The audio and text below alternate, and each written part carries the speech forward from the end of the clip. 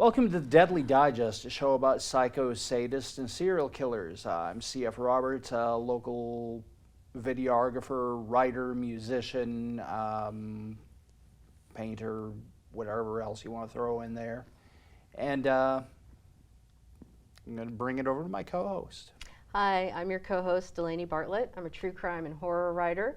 And welcome to our show. Our first guest, Kristin Pawlik, who is an attorney at law. She's going to help us look at our first case, the West Memphis 3. And so can I just ask you why you were interested in talking about the West Memphis 3? Well, I would always want to talk to you, Delaney. It doesn't matter what you bring me. Thank you. But I'm excited to talk about this case because I think that sort of in the development or the continuing development of criminal defense in Arkansas, this case is important and it warrants study and continued review by people who practice in this area. It really has, I think, caused a lot of people to look at the quality and the resources that are allocated to criminal defense in Arkansas, and so that's why it's interesting to me. Okay. What about you, Chuck? What's your interest in this case? Well, when I first heard about this, I was living in New Hampshire. I was friends at the time with a magazine editor who worked down here, and that eventually led to my moving here. But long story short, she was telling me all these stories about the West Memphis 3 and Damien Echols, and the case was in full swing at the time, and just the horrid injustice and miscarriage of justice that was going on. And of course, looking into it, it's just like, hey, I could have been any one of these kids. I was, long-haired kid, listened to metal, and frequently misunderstood, which is kind of like the perfect cocktail. And the Paradise Lost movies came out, and I wound up kind of watching those with rapt fascination, and just kind of really got into the case. That's kind of the same story for me too. I was 20 when it went down. I was still here in Arkansas, and I just really identified with them, especially Damien Echols, because like you said, loner, liked to wear black, listen to heavy metal, interested in the occult, that could have been me. And I do remember, when I would live in small towns around Northwest Arkansas, getting that same kind of treatment of oh, you're a Satanist. So I had kind of I very much personally identified with these guys. Yeah. So that was my interest in the case. But I think we should just go ahead and get into the details of the case. So I'm just going to kind of run it down, and if I skip over something or whatever, just feel free to jump in. So it starts out on the evening of May 5th, 1993. Christopher Byers' father, Mark Byers, calls the West Memphis Police Department to report his son missing. He had last been seen with his two best friends, Stevie Branch and Michael Moore. They were all 8 years old, Cub Scouts. They frequently hung out, rode bikes together, and they were last all seen together near this wooded area that was known locally as Robin Hood Hills. So the police searched the area until dark, and then called it off for the night, but friends and neighbors continued searching through the night. The next morning, when the police started searching again, one officer saw a child's shoe floating in this creek, and when he reached down into the water to investigate, one of the boys' bodies floated up, and very quickly they found the other two boys' bodies nearby in that area. And it was pretty gruesome. They were all naked, they had been hogtied, and one of them was missing his genitals. So that begins the investigation part of this case.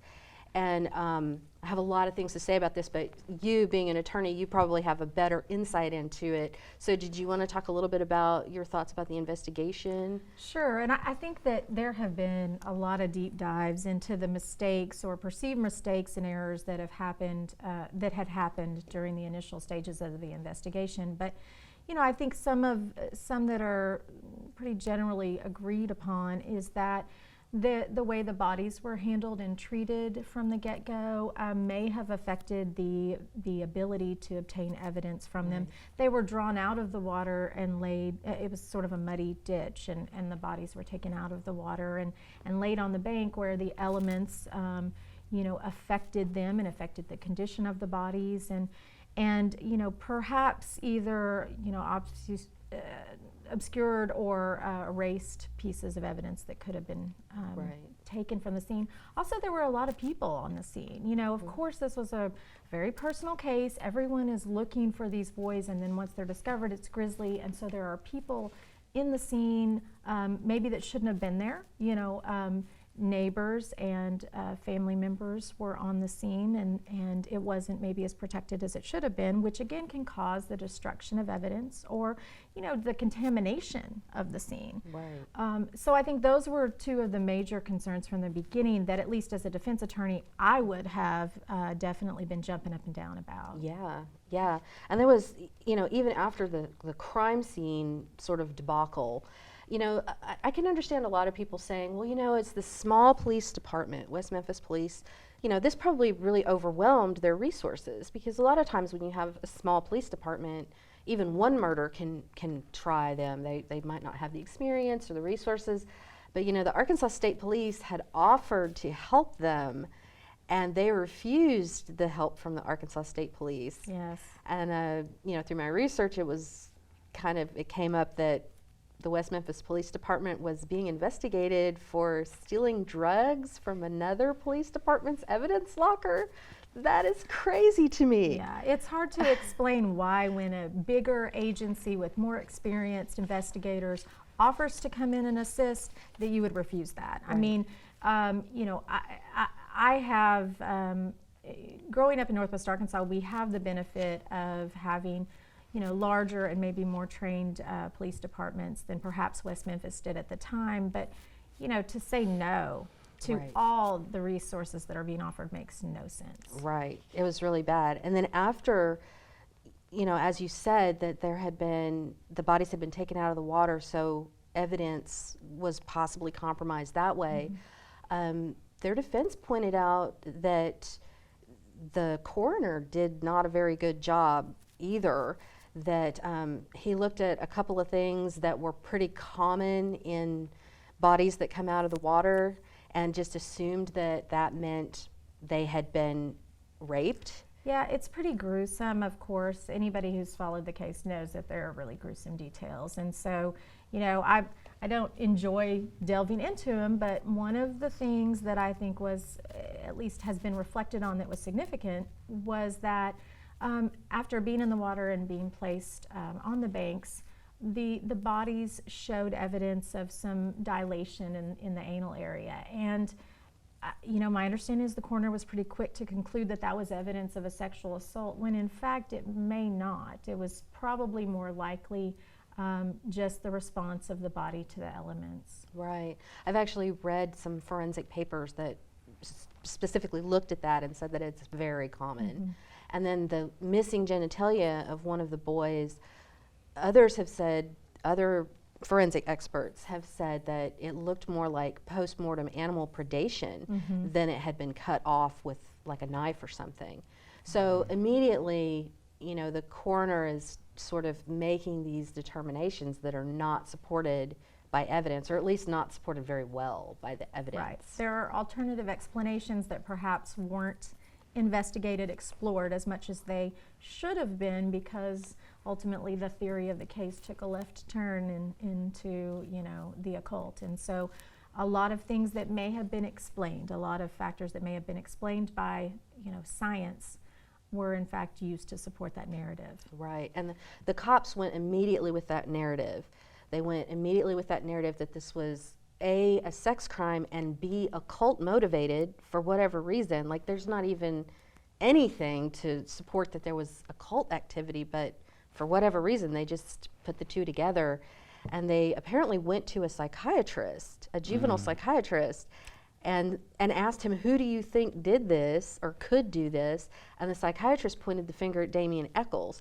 And I mean, just that in itself, to me, seems horribly unprofessional and just incorrect in every way. Like, why would you go to someone and say, who do you think did it? Well, I'm a mom with 3 boys, and I've got an 8-year-old, and I try to imagine if I was investigating this case in my hometown and I had no leads, because they had no leads that would have led them to these 3 individuals or anybody else after a month. Right. And so I have tried to understand, what would I do? Maybe I would just ask everyone, well, who do you think? What do you know? And look for any kind of lead that would put me in a direction that might solve the case.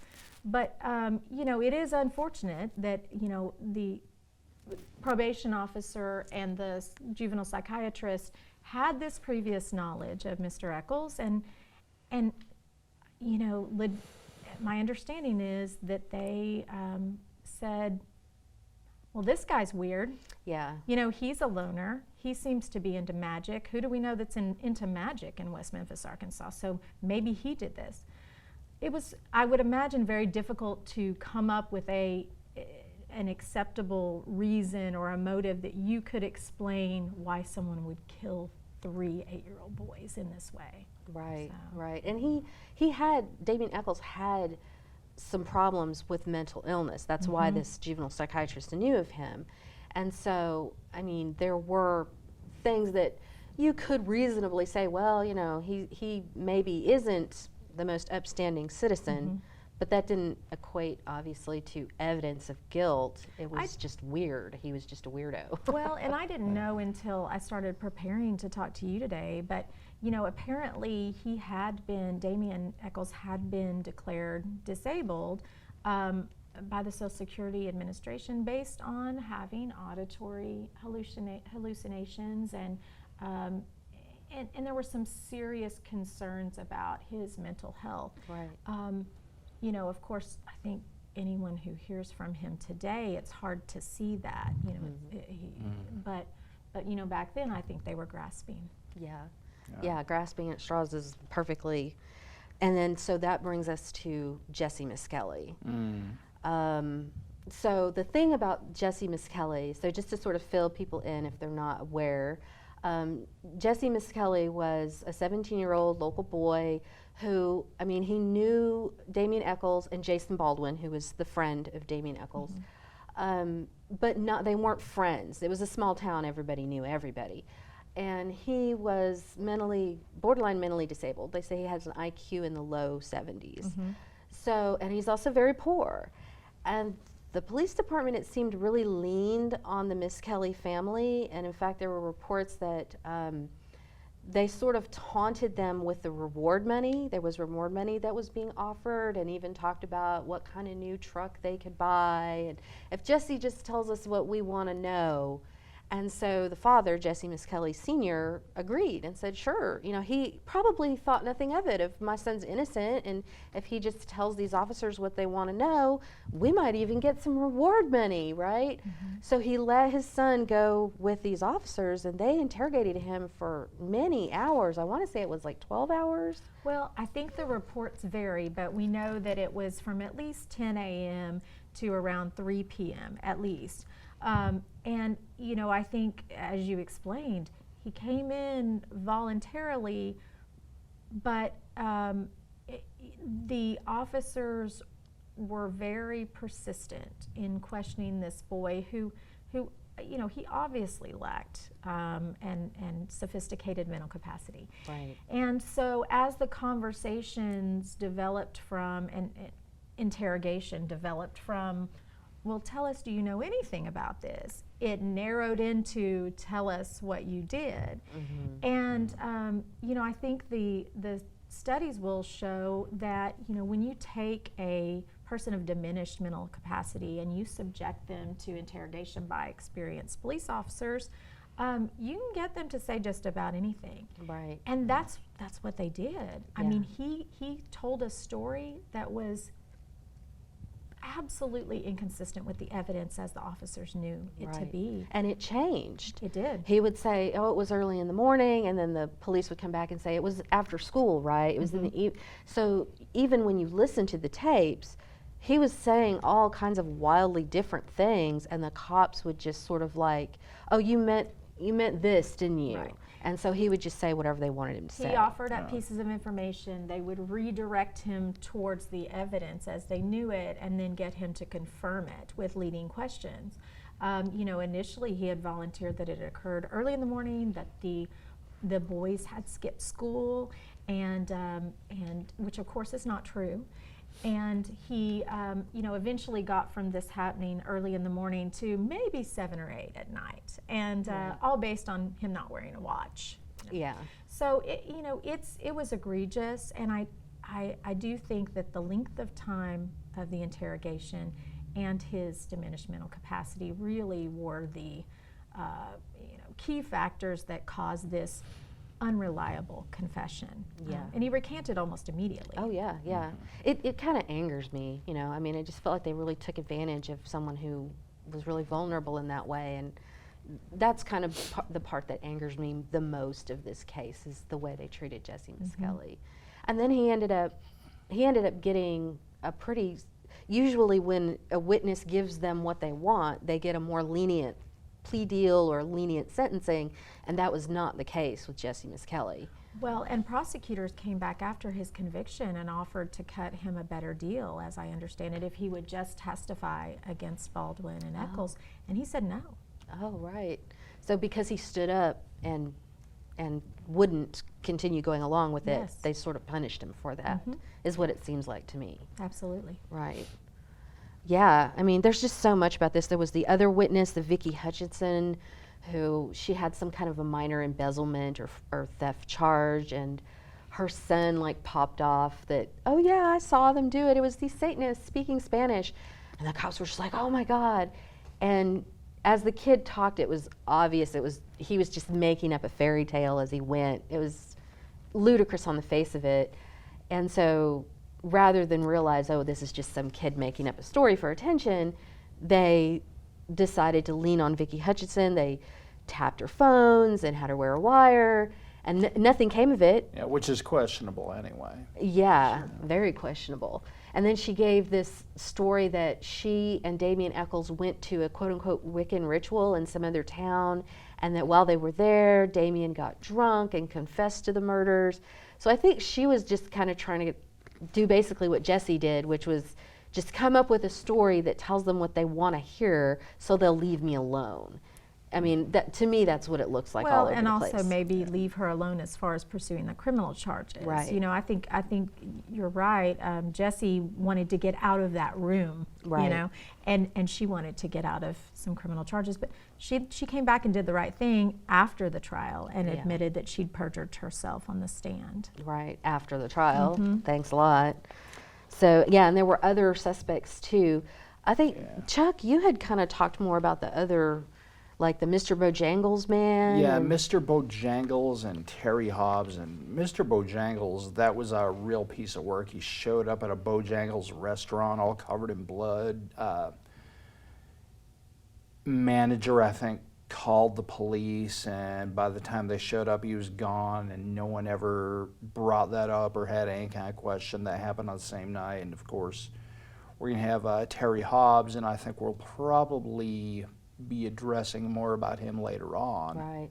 The Mr. Bojangles was interesting though, because it was, again, the cops didn't really follow up on that. They just like drove through the drive-through window and were like, oh, is everything okay? Like they didn't even go in and look at the bathroom or anything. Yeah, talk about some big negligence. But And I think it was the same police officer that did that was the initial officer to report to respond to the report of the missing children. And so, maybe in hindsight, it's easy for us to lace all that together, but it is West Memphis, and for that would seem to be an extraordinary event for someone covered in mud and blood to wander into the restroom, right? Yeah. yeah, you'd think. And so that plus missing boys, it surprises me that the officers involved didn't make that connection, or even, if you're going to reach, that's a place to reach, right? Right.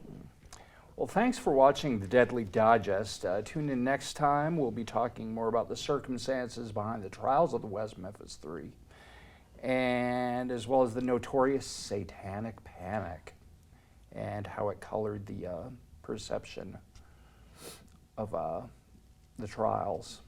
And we'll catch you next time.